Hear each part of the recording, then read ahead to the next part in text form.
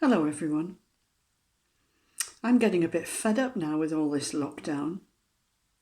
It must have been 6 or 7 weeks by now, I think. And I haven't even been inside a shop since March the 19th. At the beginning of all this, I decided that I would make a long list of nice things to do. Things that normally I just wouldn't have had time for. I thought that since I'm well over 70 now, I didn't want to waste any of this peculiar time in my life, and I wanted to have something to show for it afterwards. So I was fine for quite a few weeks, really. I did some interesting things. I read some books that I hadn't read before. I did lots of cooking, and of course, lots of eating to go with it.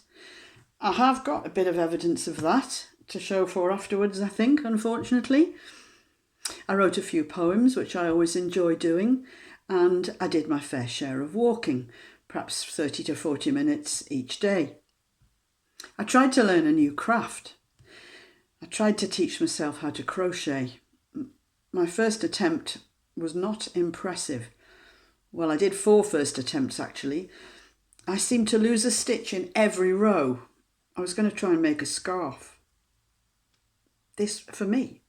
This scarf was for me. See, I've lost a stitch everywhere, so it's sort of turned into a little rainbow. So this is the 4th one of these I did. I don't know how I managed to lose the stitch every time. It was supposed to be a long scarf, but it failed.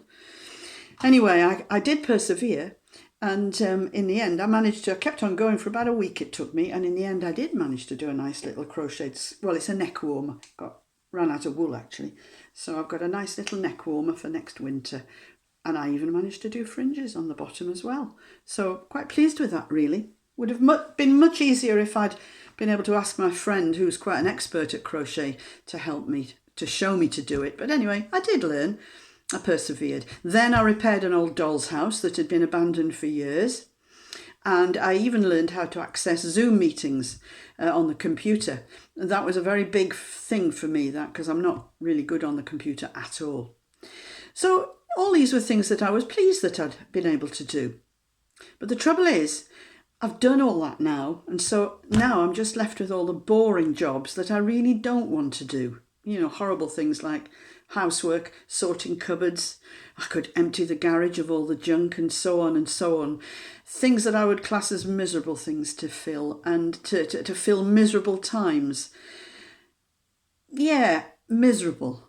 That's how it felt last week. I had a bit of a down day, really. But how wrong can you be? I went for a little walk to try and cheer myself up. I had a letter to post anyway. And as I went up the road, I was stopped by a butcher who seemed to just leap out of the shop. I didn't know the butcher. I'd never been inside his shop, and he didn't know me. But he just came out to be kind. He wanted to give away products that he wouldn't be able to sell because he wasn't going to be open the next day. And he gave me 2 beautiful sandwiches, baps really. One full of beautiful butcher's ham and the other one was a beautiful, beautiful cheese savoury. How kind.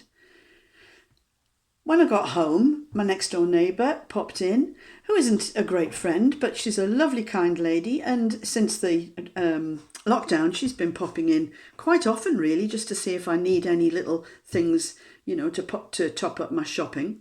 And she brought 1 or 2 bits of shopping round that I hadn't been able to get on my Asda delivery.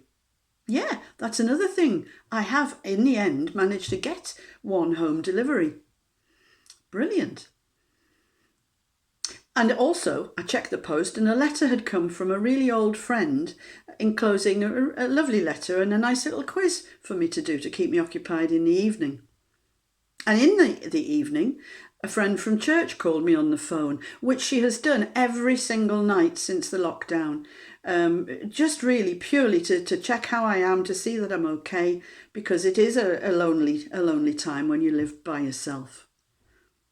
How these little simple acts of kindness are cheering our hearts and lifting our spirits.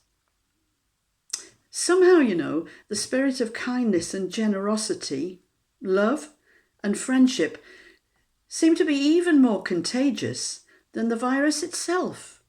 Wonderful. The big material things in life just don't seem so important anymore. And I think we're all beginning to appreciate the little things in life so much more. And I think that we're noticing more the wonderful blessings that God has given us and gives us every day. The fresh air to breathe, a roof over our heads, food, clean water, which many countries don't have, and our health. Hopefully many of us have still got our health. The sunshine, how wonderful it's been last April, it's May now, and the beautiful birds and flowers that we see when we go out for our walks. It's been a lovely, lovely spring season. Do you know, I think God must be working everywhere. What a wonderful life he has given us. And most of all, he's given us an amazing free gift as well, greater than any of the other beautiful things that I've mentioned. His sacrifice for us on the cross to forgive us and give us the gift of eternal life.